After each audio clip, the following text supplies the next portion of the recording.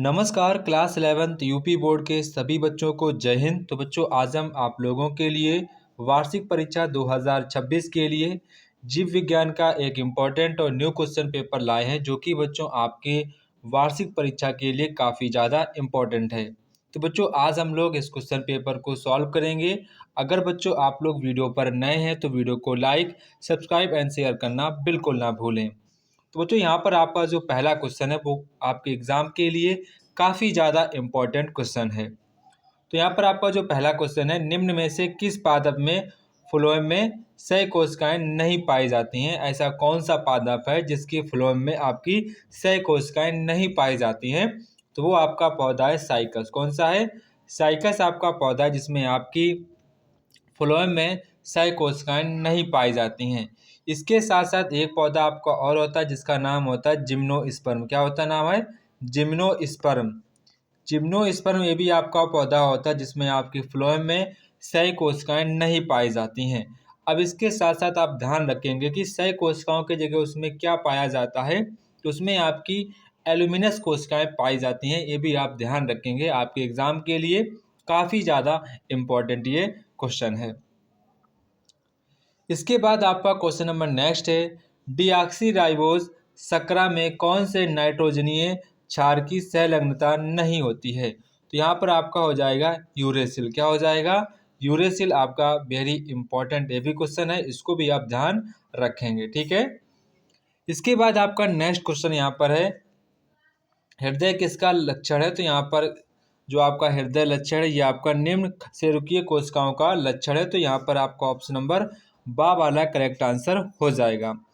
अब जो आप देखते हैं, जो आपकी जो हृदय है जिसमें आपकी धड़कन तंत्रिका तंत्र शुरू होकर और नियंत्रित होती हैं, ये निम्न कोशिकाओं जैसे मछली और अधिकांश अकशेरुकीय पाया जाता है, जैसे मानव है, चूहा है, खरगोश में आपको पेशीय हृदय होता है। तो यहाँ पर आपका ऑप्शन नंबर बा वाला करेक्ट आंसर हो जाएगा। इसके बाद आपका क्वेश्चन नंबर 4 है।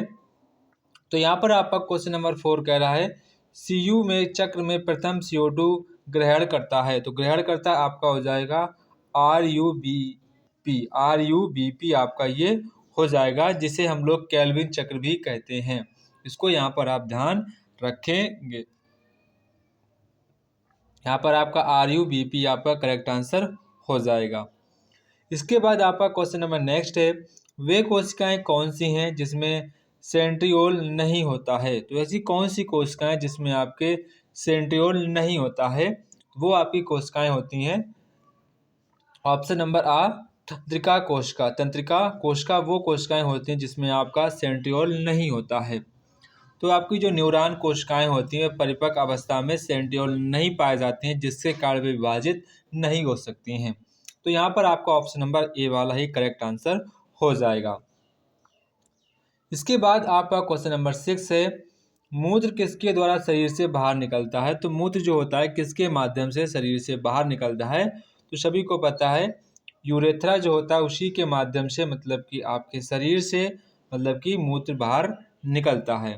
तो यहाँ पर आपका ऑप्शन नंबर सा वाला करेक्ट हो जाएगा। ऑप्शन नंबर सा आपका करेक्ट आंसर हो जाएगा।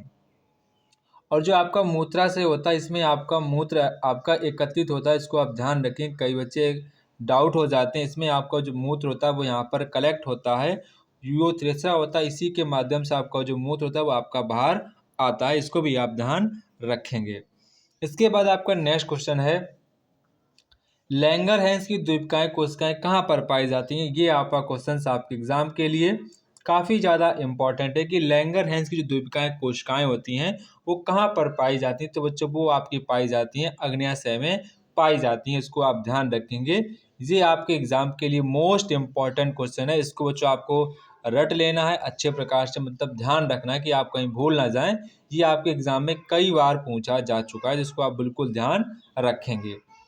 इसके बाद आपका क्वेश्चन नंबर नेक्स्ट है, क्वेश्चन नंबर 8, जो कि आपके एग्जाम के लिए ये भी काफ़ी ज़्यादा इंपॉर्टेंट है। इसको भी आप साथ साथ में ध्यान रखेंगे। तो यहाँ पर आपका जो क्वेश्चन कह रहा है कि गेहूं के कीट का रोग का जीवीय है। तो मतलब गेहूं में जो आपका रोग हो जाता है वो किस कीट के जरिए हो जाता है, वो यहाँ पर आपसे पूछ रहे हैं।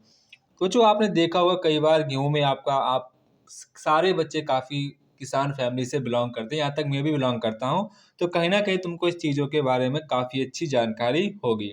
तो गेहूं के जो कीट का जो मुख्य रोग आपका जीव होता है वो आपका होता है अष्टलैंगी। कौन होता है? अष्टलैंगी। यहाँ पर आपका ऑप्शन नंबर द वाला करेक्ट आंसर हो जाएगा। गेहूं में रस्ट या कीट रोग कवक के कारण होता है, विशेषकर पक्सिनिया वंश के कारण। अष्टलैंगी भी एक प्रकार का कवक है जो गेहूं में स्मट का रोग कारक है, जो एक कीट रोग है, इसको आप ध्यान रखेंगे। तो यहाँ पर आपका ऑप्शन नंबर द वाला करेक्ट हो जाएगा। इसके बाद आपका क्वेश्चन नंबर 19 है, यूलोथिकरस में हरित लवक का आकार कैसा होता है? तो इसमें आपका मेखला के आकार का होता है, इसको आप ध्यान रखेंगे। मानव शरीर में प्लावी जो आपकी हड्डियां पसलियां होती हैं, उनकी संख्या कितनी होती है? तो उनकी आपकी संख्या होती है 2 जोड़ी। कितनी होती है? 2 जोड़ी कोशिकाएं होती हैं। मानव शरीर में कुल 12 जोड़ी पसलियां होती हैं। इनमें से अंतिम 2 जोड़ी 11वीं और 12वीं पसलियां आगे की ओर उर्वशी से नहीं जुड़ी होती हैं, इसलिए इन्हें प्लावी पसलियां कहा जाता है। इसके बाद आपका क्वेश्चन नंबर नेक्स्ट बच्चों है, जो कि यहाँ पर आपका इम्पोर्टेंट क्वेश्चन है। मछलियों का अध्ययन जीव विज्ञान की किस शाखा के अंतर्गत किया जाता है? इसको आप ध्यान रखेंगे। कई बार आपके एग्जाम में ये पूछा गया, तो उसको आप बिल्कुल ध्यान रखेंगे। तो मछलियों का जो अध्ययन है वो आपका होता है इक्तियोलॉजी में। किस में किया जाता है? इक्तियोलॉजी में मछलियों का अध्ययन किया जाता है। अब कई सारे बच्चे पूछेंगे सर यहाँ पर आपका हर्पेटालॉजी में क्या होता है? तो बच्चों हर्पेटालॉजी में आपको जो सांप वगैरह होते हैं, मेढक होते हैं, उभयचर होते हैं, उनका अध्ययन यहाँ पर किया जाता है, हर्पेटालॉजी में किया जाता है। वहीं पर अगर हम बात करें हेलमेंथोलॉजी में, तो जो आपका जो हेलमेंथोलॉजी में है, इसमें बच्चों आपका जो आपके परजीवी होते हैं उनका अध्ययन किया जाता है, इसको भी आप ध्यान रखेंगे। अब यहाँ पर एक आपका बचा है ओफियोलॉजी। तो जो ओफियोलॉजी में आपका सिर्फ और सिर्फ सांपों का ही अध्ययन किया जाता है। जो आपके सांप होते हैं सिर्फ और सिर्फ उन्हीं का ही अध्ययन इसमें किया जाता है, जिसको आप ध्यान रखेंगे। इसके बाद आपका क्वेश्चन नंबर नेक्स्ट है, मोनेरा जगत का सदस्य है। तो जो मोनेरा जगत का जो सदस्य होता है सभी को पता है, मोनेरा जगत के जितने भी आपके फैमिली मेंबर्स होते हैं वो सभी के सभी प्रोकैरियोटिक कोशिकाएं होती हैं। उनमें कैसी होती हैं? प्रोकैरियोटिक कोशिकाएं उसमें पाई जाती हैं। वो सभी के सभी आपकी मोनेरा जगत में होते हैं। तो इसमें आपका बेसिक रूप से बैक्टीरिया जो होगा वो आपका मोनेरा फैमिली में होगा। अब इसके साथ आप हाइड्रा भी हो सकता है, केंचुआ भी हो सकता है, अमीबा भी, ये सभी के सभी इसी जगत के सदस्य हैं। ठीक है। इसके बाद आपका नेक्स्ट क्वेश्चन नंबर 13 है, रुधिर दाब एवं हृदय स्पंदन किस हार्मोन से बढ़ जाते हैं? तो आपका जो ब्लड प्रेशर होता है, जो आपके हृदय की धड़कन है, वो किस हार्मोन से बढ़ जाती है? तो बच्चों वो बढ़ जाती है एंड्रेनलिन के हार्मोन से बढ़ जाती है। तो यहाँ पर आप इसको ध्यान रखेंगे। ऑप्शन नंबर यहाँ पर आपका आ वाला करेक्ट आंसर हो जाएगा। इसके बाद आपका नेक्स्ट क्वेश्चन है, डीएनए नहीं होता है तो डीएनए कहाँ पर नहीं पाया जाता है, वो यहाँ पर आपसे पूछ रहे हैं। तो बच्चों आपका क्लोरोप्लास्ट में भी आपका डीएनए पाया जाता है, केंद्रक में आपका डीएनए पाया जाता है, और आपका माइटोकॉन्ड्रिया में भी आपका डीएनए पाया जाता है। जहाँ पर भी आपका केंद्रक पाया जाएगा, केंद्रक में डीएनए पाया जाता है। तो अब इसको आप ध्यान रखेंगे। जिन जिन कोशिकांग के अंगों में आपका केंद्रक पाया जाएगा तो उसमें कहीं ना कहीं 100% आपका डीएनए पाया जाता है। तो इसे आप ऐसे याद रखेंगे। तो डीएनए सिर्फ और सिर्फ आपका पराक्सीसोम में नहीं पाया जाता। तो यहाँ पर आपका ऑप्शन नंबर दा वाला करेक्ट आंसर हो जाएगा। इसके बाद तारक केंद्र कब द्विगुणित होता है? तो जो आपका जो तारक केंद्र है वो आपका एस जो आपकी प्रावस्था होती है उसमें आपका द्विगुणित होता है। इसको आप ध्यान रखेंगे। अमोनिया से यूरिया का संश्लेषण कहाँ पर होता है? तो अमोनिया से आपकी जो यूरिया बनती है वो इसका संश्लेषण कहाँ पर होता है? तो इसका आपका जो संश्लेषण होता है वो आपका कहाँ पर होता है? यकृत में होता है। कहाँ पर होता है? यकृत में होता है। इसके बाद आपका नेक्स्ट है, न्यूरॉन भ्रूण किस स्तर से बनती हैं? तो जो आपका जो न्यूरॉन भ्रूण है वो आपके एक्टोडर्म के स्तर से बनते हैं। एक्टोडर्म, ठीक है, एक्टोडर्म के स्तर से बनते हैं। इसको आप ध्यान रखेंगे। ये भी बच्चों आपके एग्जाम के लिए इंपॉर्टेंट क्वेश्चन है, इसको आप बिल्कुल ध्यान रखना है ताकि आप इसको बिल्कुल ध्यान रखें, आपके एग्ज़ाम में आपका कोई भी एमसीक्यू गलत नहीं होना चाहिए। इस बार आपको अपने आप से खुद से ये प्रॉमिस करना होगा कि आपका एग्ज़ाम टाइम में आपका कोई भी एमसीक्यू गलत ना हो। इसके बाद आपका क्वेश्चन नंबर नेक्स्ट है, क्वेश्चन नंबर 18 है। एक पेशी जो यहाँ पर आपका है, एक पेशी एक भाग को एक दूसरे पर झुकाती है, वह है। तो वह आपका क्या है, वो यहाँ पर आपसे पूछा जा रहा है। तो ये भी बच्चों आपके एग्जाम के लिए थोड़ा सा मुश्किल क्वेश्चन है, पर आप इसको कर पाएंगे। इसका आप सभी लोग मुझे आंसर कमेंट बॉक्स में कमेंट करके बताएंगे कि इसका आंसर क्या हो सकता है। सभी बच्चे मुझे कमेंट बॉक्स में कमेंट करके बताएं। जिस जिस बच्चे का आंसर सही होगा उस बच्चे को यहाँ पर उसका जो पिन है उसको मैं कमेंट को पिन कर दूंगा, ठीक है। जिसका भी आंसर सही आएगा मैं उस बच्चे के आंसर को पिन कर दूंगा। इसके बाद आपका नेक्स्ट क्वेश्चन यहाँ पर है, मानव में कवकों द्वारा उत्पन्न एक सामान्य व्याधि है। तो ये आपकी व्याधि हो जाएगी रिंगवर्म। जो आप देखें, जो कवक होते हैं, जो आप रिंगवर्म जो आपके देखते हैं, जो खुजली हो जाती है, ऐसे गोला टाइप का होता है, उसको हम लोग रिंगवर्म कहते हैं। निम्न में से किसकी अनुपस्थिति में चिड़िया चमगादड़ से भिन्न होती है? तो ये आपकी किस स्थिति से भिन्न होती है? तो आप देखते हैं जो आपका डायाफ्राम होता है, डायाफ्राम की भिन्नता से चिड़िया जो है चमगादड़ से भिन्न होती है। तो चिड़ियों में डायाफ्राम अनुपस्थित होता है, जबकि चमगादड़ में मौजूद होता है। यह प्रमुख अंतर जो उन्हें अलग करता है। चिड़ियों में आपका डायाफ्राम नहीं पाया जाता है, चमगादड़ अब में आपका पाया जाता है। क्योंकि चमगादड़ होता है ये अंडा नहीं सीधे बच्चे पैदा करते हैं, और चिड़ियाँ अंडा देती हैं। ये भी आपका एक अंतर है, वो मैमल है, ये आपकी बर्ड्स हैं। ऐसा आप इसको ध्यान रखेंगे। इसके बाद आपका क्वेश्चन नंबर नेक्स्ट यहाँ पर है, पीनियल ग्रंथि व एड्रिनल ग्रंथि से स्रावित होने वाले हार्मोन्स के आपको नाम बताने हैं। तो बच्चों पीनियल ग्रंथि से आप ध्यान रखेंगे, आपका एक तो स्रावित होता है, पीनियल ग्रंथि से आप ध्यान रखेंगे मेलाटोनिन। क्या ध्यान रखेंगे? मेलाटोनिन, जो आपका हार्मोन्स होता है मेलाटोनिन, ये आपका इस ग्रंथि से स्रावित होता है। इसके बाद जो आपका एड्रिनल ग्रंथि से आपका जो हार्मोन्स होता है वो आपका एड्रेनालिन और आपका नॉर एड्रेनालिन, ये दोनों हार्मोन्स आपके एड्रिनल ग्रंथि से स्रावित होते हैं। नाम ध्यान रखेंगे, इसी के नाम से एड्रीनैलिन व नॉर एड्रेनालिन हार्मोन्स, ठीक है। इसके बाद आपका नेक्स्ट क्वेश्चन है, सूत्री विभाजन को समसूत्री विभाजन क्यों कहा जाता है? तो सूत्री विभाजन को सम विभाजन इसलिए कहते हैं क्योंकि इस प्रक्रिया में बनने वाली संतति कोशिकाओं में गुणसूत्रों की संख्या मतलब कि माता की कोशिका के समान होता है। इसके बाद आपका नेक्स्ट है, कोशिका जीवन की मूल इकाई है, इसको आपको संक्षिप्त में बताना है। तो सभी को पता है जितने भी आपके जीव हैं वो सभी के सभी कोशिकाओं से मिलकर बने हैं। कोशिका जो जीवन की एक संरचनात्मक एंड क्रियात्मक एंड गुणात्मक इकाई है, तो सभी जीवों में ये पाई जाती है, जिससे आपकी पाचन क्रियाएं, उत्सर्जन क्रियाएं, काफ़ी क्रियाएं होती हैं वो कोशिका के अंदर सभी जीवों में होती हैं। इसके बाद आपका नेक्स्ट है, जगत प्रोटिस्टा के आपको 2 लक्षण बताने हैं। आवृत बीजी पौधों की आपको 4 प्रमुख लक्षण बताने हैं।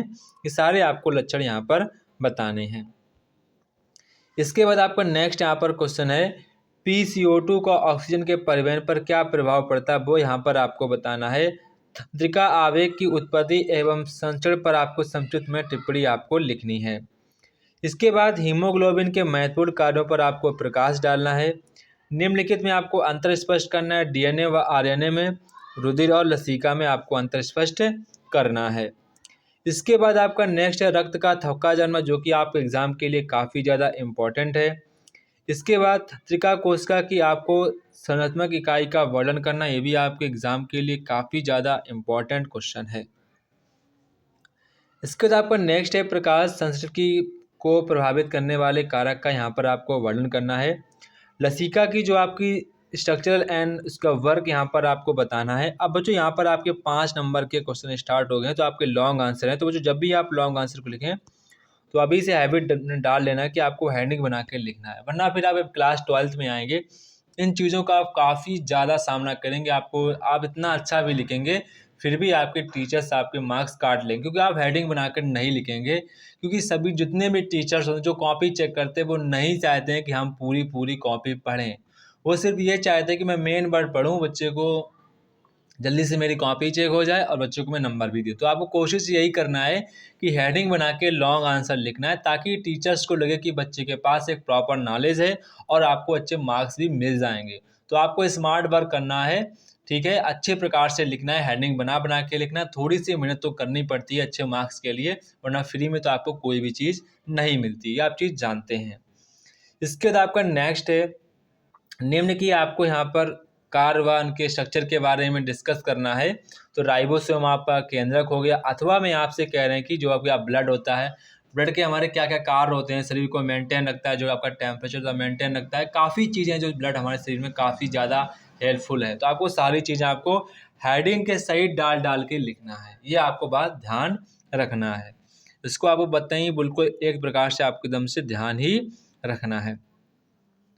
इसके बाद आपका नेक्स्ट यहाँ पर है, अंतरास्रावी ग्रंथियाँ क्या हैं। मानव में शरीर में पाई जाने वाली 4 प्रमुख अंतरास्रावी ग्रंथियों के नाम आपको लिखना है। उनके द्वारा स्रावित एक हार्मोन्स का यहाँ पर नाम व कार्य आपको लिखना है। ये भी आपका इम्पॉर्टेंट है, उसको आपको ध्यान रखना, तैयार करके जाना है। अथवा मैं कह रहे मस्तिष्क की संरचना को आपको संक्षिप्त में वर्णन करना है। उत्सर्जन किसे कहते हैं, इसके प्रमुख उत्पाद क्या हैं, उत्सर्जन क्यों आवश्यक है, यहाँ पर आपको सूत्र का नाम भी आपको कार्य लिखना है। अथवा में आपका नेक्स्ट क्वेश्चन है, ऑक्सी श्वसन के प्रमुख आपको स्टेप्स लिखने कौन कौन से होते हैं, ये कहाँ से संपन्न होती है, सारी चीज़ें आपको बतानी है। बस आपको ध्यान रखना है, हेडिंग बना के लिखना है, बिना हेडिंग के आपको नहीं लिखना है, वरना आपको फिर मार्क्स बहुत ही कम मिलेंगे। अगर आप अभी से हैबिट डाल लेंगे तो क्लास 12th में आप काफ़ी ज़्यादा कूल फीलिंग करेंगे। तो अभी से मेहनत करते चलो, ताकि आपको लिखना भी सीख जाएं और आप अच्छे तरीके से हेडिंग डालना भी सीख जाएंगे। कठिन कोई काम नहीं होता है, स्टार्ट करना सभी को होता है। जो बच्चे स्टार्ट करते हैं वही आगे चले जाते हैं। तो आपको एक बार खुद से ट्राई करना हो घर से कि लॉन्ग आंसर कैसे लिखने होते हैं। अगर चीज़ें नहीं आती हैं तो आप कमेंट बॉक्स में कमेंट करके बताएंगे, मैं प्रॉपरली वीडियो उस पर बनाऊंगा। तो जय हिंद बच्चों, फिर मिलते हैं अपने नेक्स्ट वीडियो पर। तब तक कि आप सभी बच्चों को जय हिंद।